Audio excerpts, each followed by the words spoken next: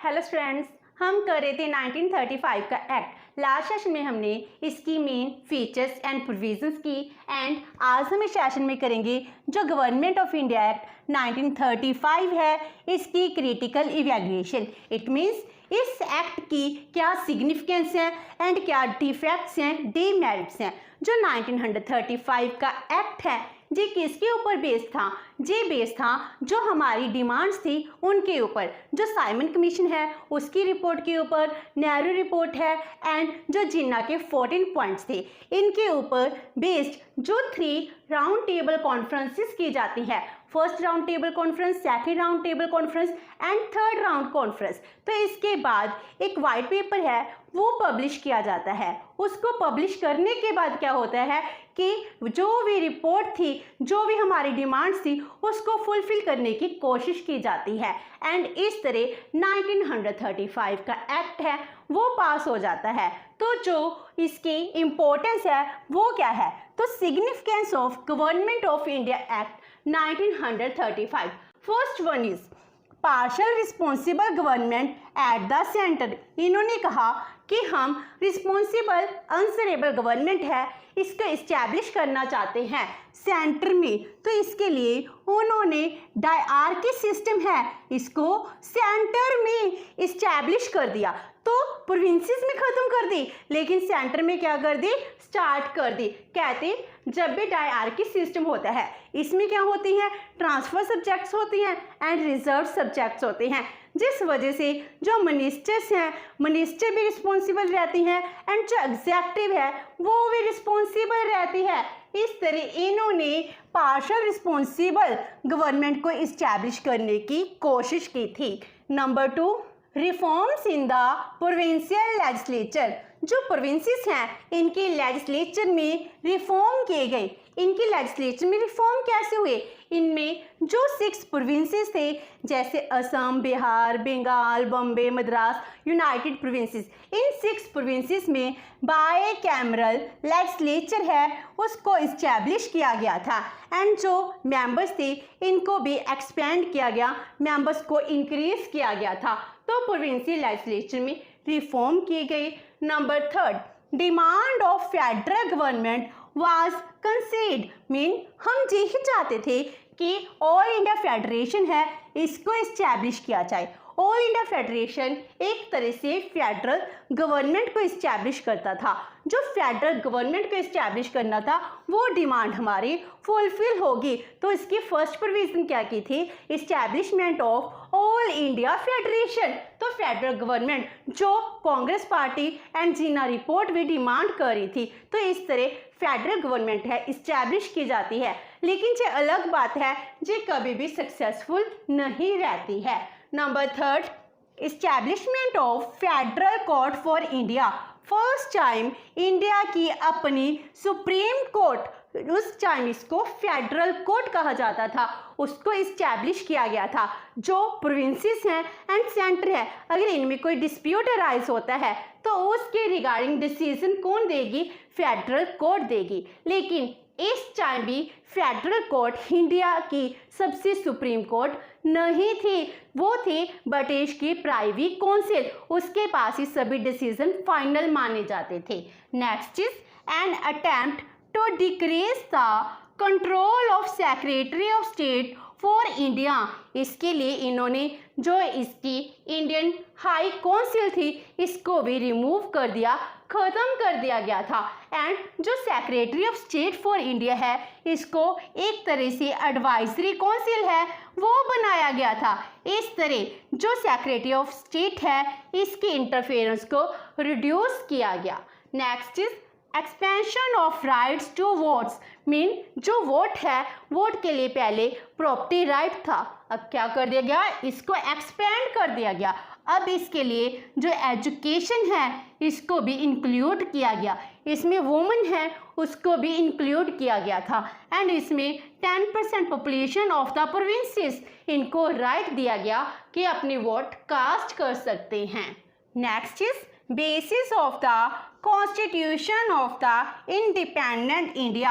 जब हमारा India independent हो जाता है उसके बाद हम अपना कॉन्स्टिट्यूशन बनाते हैं तो उसमें से 2/3 कॉन्स्टिट्यूशन कैसे बनता है? जो 1935 का एक्ट है इसको ही हम कॉपी पेस्ट करते हैं। तो कुछ कहते हैं कि 1935 के एक्ट को ही हमने ऐसा लिख लिया, लेकिन हमने मेजॉरिटी पोर्शन है इसको इंक्लूड किया था, क्योंकि ये एक्ट हमारी रिक्वायरमेंट के अकॉर्डिंग, हमारे डिमांड्स के अकॉर्डिंग था। एंड जो इसमें 1/3 था हमने अदर कंट्रीज से बोरो किया, हमने उनके कॉन्स्टिट्यूशन की स्टडी की। आफ्टर दैट जो हमको सही लगा हमने वही प्रोविजन डाली हैं। तो ये कहना बिल्कुल गलत है कि हमने ब्रिटिशर का कॉन्स्टिट्यूशन है हमने उसको अडॉप्ट किया है। ये कॉन्स्टिट्यूशन हमने अपनी मेहनत से, अपनी रिक्वायरमेंट के अकॉर्डिंग, अपनी डिमांड्स को फुलफिल करने के लिए ही बनाया था। तो ये होगी significance of government of India act 1935। लेकिन जितनी इसकी सिग्निफिकेंस है उससे ज़्यादा इसके डिफेक्ट्स है, क्योंकि जो इंडियन के पीपल थे उनकी जो डिमांड्स थी वो फुलफिल नहीं हो पाई। हम सेल्फ एडमिनिस्ट्रेशन करना चाहते थे, हम ये चाहते थे कि इंडिया को भी डोमिनेंट स्टेटस है वो मिलना चाहिए, लेकिन हमारी डिमांड फुलफिल नहीं हुई। तो 1935 की एक्ट के थ्रू इन्होंने क्या किया, जो हमारी नेशनल मूवमेंट्स चल रही थी इनको सप्रेस करने का ही काम किया था।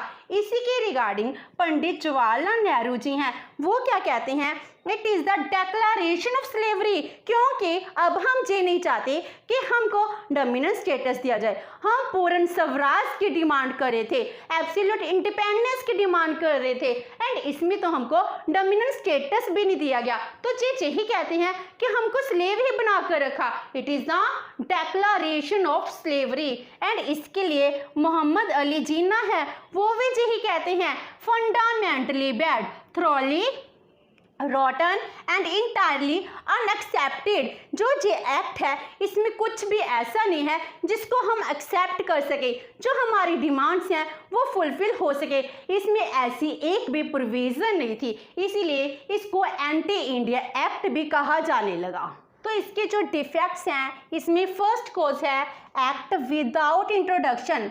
1935 का एक्ट है इसको लॉन्च किया जाता है और इसके अकॉर्डिंग हमारा एडमिनिस्ट्रेशन रन होता है, लेकिन इसमें कोई भी इंट्रोडक्शन नहीं थी, कोई भी प्रेम्बल नहीं था। तो यही माना गया जो 1919 का एक्ट है वो ही इसकी इंट्रोडक्शन है। 1919 में भी हमको डोमिनेंट स्टेटस नहीं दिया था, उसमें ब्रिटिशर है उसकी डोमिनेंस थी। तो यही मान लिया जाएगा कि 35 में भी यही कहती है ब्रिटिश सुप्रीम है और इंडियन है वो कैपेबल नहीं है कि वो सेल्फ एडमिनिस्ट्रेशन है वो कर सकेंगे। Next is lack of responsible government. इन्होंने रिस्पॉन्सिबल गवर्नमेंट है इसको इस्टेब्लिश नहीं किया। ये कहते थे कि जो इंडियंस हैं वो इतने कैपेबल नहीं है कि वो हर एक मैटर को अच्छे से समझ पाएं, एंड जो इनके मिनिस्टर्स हैं वो गवर्नर और उसकी काउंसिल के ऊपर कंट्रोल नहीं कर सकते हैं। तो ये इंडियंस को इनकैपेबल मानते थे। तो जो रिस्पॉन्सिबल आंसरेबल गवर्नमेंट है वो इस्टेब्लिश नहीं हो पाती है।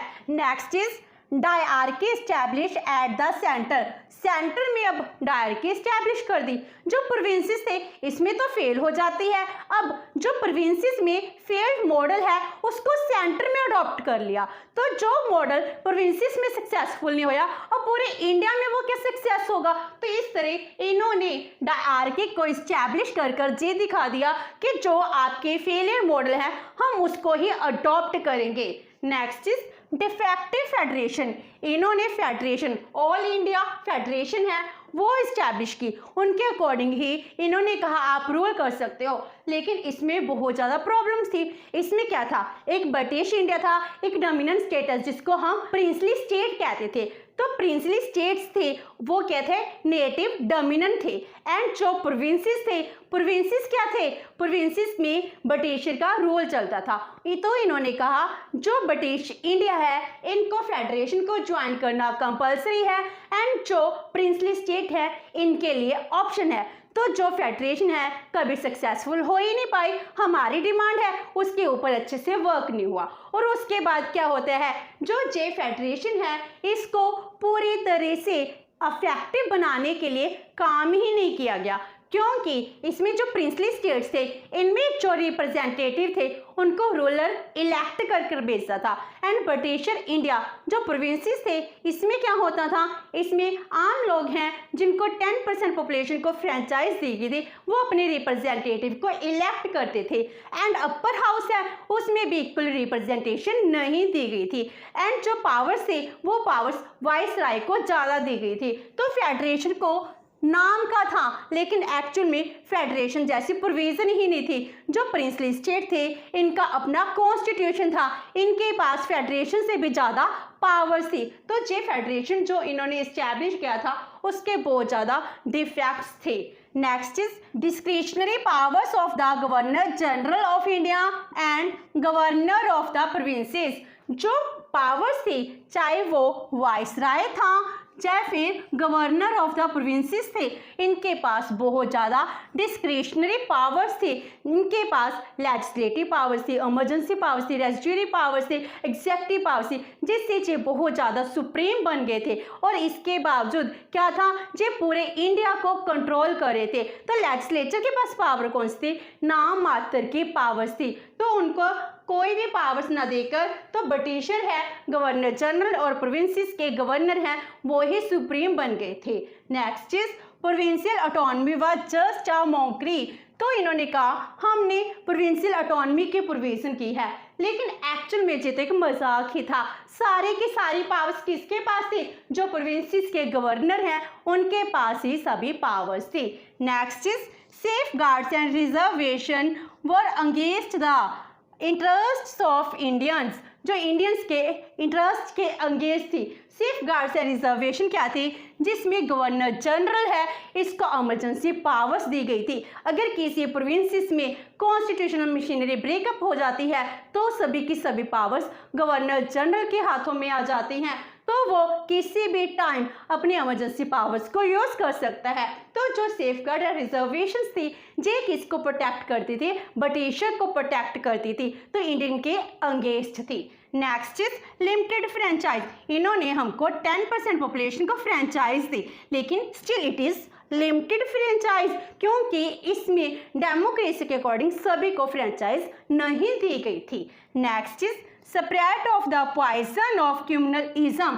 जो कम्युनलिज्म है और भी ज़्यादा स्ट्रॉन्ग कर दिया, डिवाइड एंड रूल की इन्होंने पॉलिसी अपना ली। अब इनको क्रिश्चियंस हैं, एंग्लो इंडियंस हैं, उनको भी क्या दिया गया, उनको भी अलग से इलेक्टोरेट दी गई। तो इस तरह इन्होंने कम्युनलिज्म है इसको और भी ज़्यादा इंक्रीज कर दिया, जिसका रिजल्ट क्या निकलता है 1947 में India and Pakistan. Next is refusal to grant right to self determination. जो हम मांग रहे थे वो डिमांड हमारी फुलफिल नहीं हुई। हम चाहते थे हम सेल्फ खुद रूल करें, हमको डोमिनेंट स्टेटस है वो दिया जाए, लेकिन इन्होंने नहीं दी, क्योंकि इनको यही लगता था कि इंडियंस बिल्कुल भी कैपेबल नहीं है कि अपने ऊपर खुद रूल कर पाए।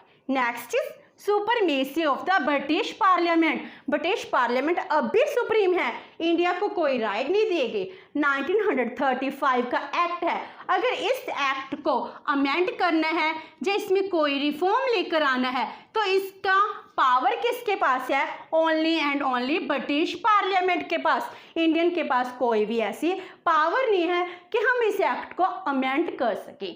Next is control of home government. इन्होंने कहा सेक्रेटरी ऑफ स्टेट की जो इंडियन काउंसिल है हम इसको खत्म कर देते हैं, लेकिन स्टिल जो भी इंडियन की मिनिस्टर्स थे, हर एक लेजिस्लेचर के मिनिस्टर हैं वो किसको रिस्पॉन्सिबल थे, स्टिल होम गवर्नमेंट को रिस्पॉन्सिबल थे। तो होम गवर्नमेंट की जो इंटरफेरेंस है वो तो कम नहीं हुई, तो इनका कंट्रोल आज भी था। एंड लास्ट वन इज जो इन्होंने हमारे ऊपर डिवाइड एंड रूल की पॉलिसी अपनाई थी, separation of Burma from India. Burma है वो इंडिया का इनसेपरेबल पार्ट था, और इन्होंने क्या कर दिया 1935 के एक्ट के थ्रू जो बर्मा था इसको अलग कर दिया, इंडिया को अलग कंट्री बना दिया, जिसको आज के टाइम में म्यांमार कहा जाता है। तो ये क्यों किया गया, ये हमारी जो पॉलिटिकल इंटेग्रिटी थी इसको खत्म करना चाहते थे, तो ये डिवाइड एंड रूल की पॉलिसी थी। अगर इन्होंने एक एक्ट के थ्रू बर्मा को अलग से एक सेपरेट कंट्री बना दिया तो उसके बाद अदर प्रोविंसेस हैं इनको भी यही कह रहे थे हम आपको अलग से एक कंट्री बना देंगे, तो इस तरह जो हमारी यूनिटी इंटेग्रिटी को चोट पहुंचा रहे थे, इसीलिए इंडियंस हैं इस एक्ट से सेटिस्फाइड नहीं हुए थे। तो हम इसको कैसे कंक्लूड कर सकते हैं, तो इसको हर एक लेवल पर क्रिटिसाइज किया जाता है, चाहे कोई भी पॉलिटिकल पार्टी थी, चाहे फिर रिफॉर्मर्स थे, सभी के सभी इसको क्रिटिसाइज करते हैं, क्योंकि जो हमारी डिमांड थी वो फुलफिल नहीं हुई और हमारी